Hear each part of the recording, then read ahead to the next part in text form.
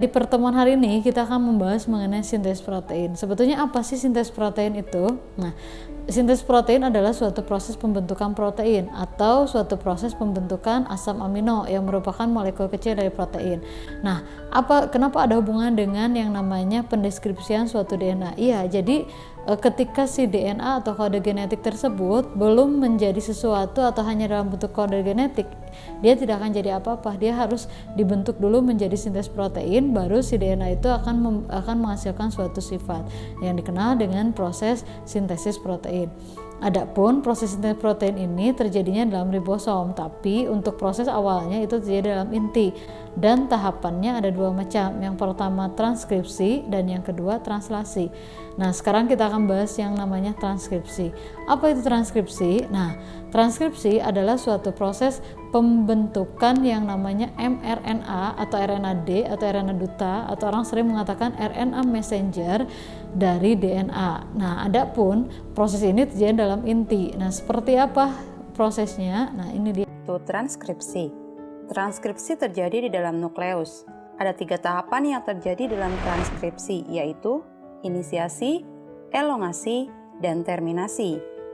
Saat terjadi proses transkripsi, DNA yang terkandung di dalam nukleus akan dihampiri oleh RNA polimerase.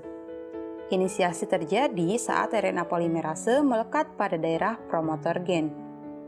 Pada saat itu, RNA polimerase akan mulai membentuk mRNA melalui cetakan DNA template. Poin yang harus diingat pada transkripsi adalah adenin pada DNA akan berpasangan dengan urasil pada mRNA. Timin pada DNA akan berpasangan dengan adenin pada mRNA. Guanin pada DNA akan berpasangan dengan sitosin pada mRNA. Sitosin pada DNA akan berpasangan dengan guanin pada mRNA. Inilah hal yang perlu diingat. Kemudian, RNA polimerase akan mengarahkan pembacaan dari arah 5 ke arah 3. Proses ini dinamakan sebagai elongasi. Transkripsi akan berakhir saat RNA polimerase sampai pada daerah terminator. mRNA yang telah terbentuk mengandung urutan 3 basa nitrogen yang dikenal dengan kodon. Selanjutnya, mRNA atau yang dikenal sebagai kodon ini akan meninggalkan nukleus melalui pori-pori nukleus menuju sitoplasma untuk memulai translasi. Oke, selanjutnya kemudian setelah proses transkripsi ini beres, di mana menghasilkan RNA messenger, langkah selanjutnya yang kedua yaitu suatu proses translasi. Diambil dari kata translate, yaitu proses penterjemahan. Siapa yang terjemahkan mRNA menjadi asam amino? Nah, adapun proses ini terjadi dalam sitoplasma dan ribosom ya. Nah, adapun prosesnya seperti ini. Setelah menyelesaikan tahap transkripsi, mRNA yang berada di nukleus akan berpindah ke sitoplasma yang merupakan tempat ditemukannya ribosom. Hal ini dilakukan untuk melanjutkan tahap translasi. mRNA ini berperan sebagai cetakan untuk pembuatan protein. Sebagaimana kita ketahui, mRNA mengandung urutan 3 jenis basa nitrogen yang disebut kodon. Sehingga poin yang harus diingat adalah translasi merupakan proses penerjemahan mRNA untuk dibuat menjadi protein. Hal yang harus diingat juga dalam translasi adalah pairing rules atau aturan memasangkan basa nitrogen. Pada translasi, A pada mRNA akan berikatan dengan U pada tRNA. U pada mRNA akan berikatan dengan A pada tRNA. G pada mRNA akan berikatan dengan C pada tRNA. Dan C pada mRNA akan berikatan dengan G pada tRNA. Sama hanya dengan transkripsi, translasi juga memiliki 3 tahapan, yaitu inisiasi, elongasi, dan terminasi. Tahap inisiasi dimulai saat ribosom subunit kecil terikat pada mRNA.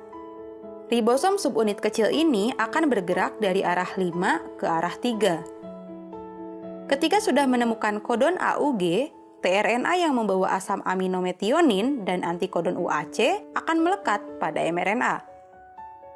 Kemudian, setelah tRNA terikat pada mRNA, maka ribosom subunit besar akan datang dan terikat juga bersama ribosom subunit kecil. untuk melengkapi proses inisiasi. Ribosom subunit besar memiliki 3 daerah.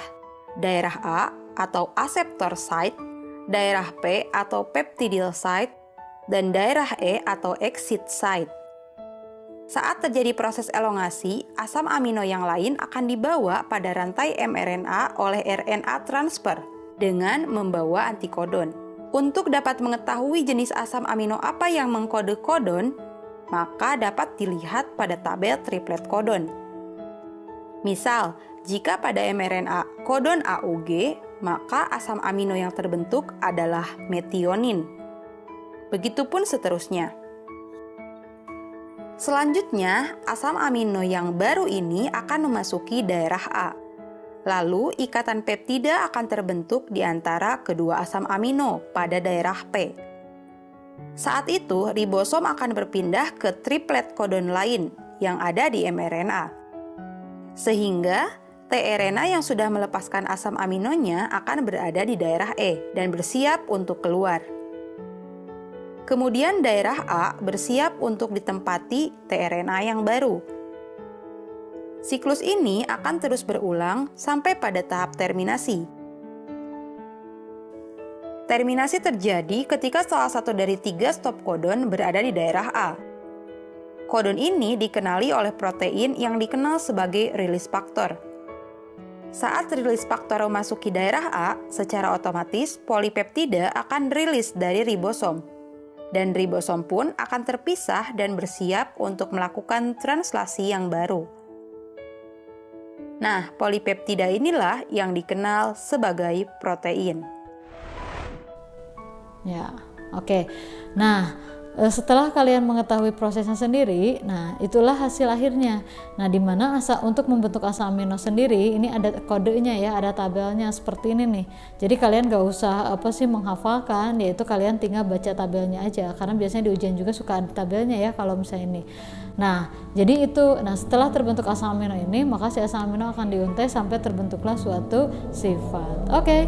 Nah, kayak gitulah proses penerjemahan suatu DNA yang dari kedua orang tua kita itu menghasilkan ekspresi sifat yang dilahirkan ke anak-anaknya. Nah, mungkin itu dulu pembahasan hari ini. Mudah-mudahan ada manfaatnya. Kalau masih belum puas, silahkan tanyakan langsung ke nomor ibu di bawah ini. Nah, jangan lupa kerjakan soalnya di classroom ya. Jangan lupa dicek classroomnya. Terima kasih atas perhatiannya. Mohon maaf bila ada kurangan. Selalu semangat buat belajarnya. Wassalamualaikum warahmatullahi wabarakatuh.